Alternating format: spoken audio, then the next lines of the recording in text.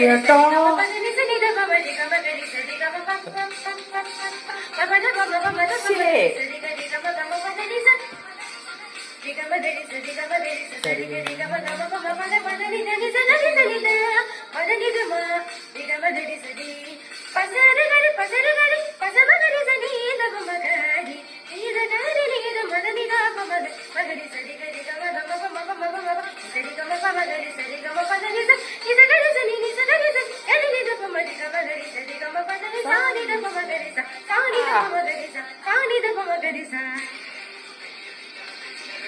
ഏട്ടാ മോനെ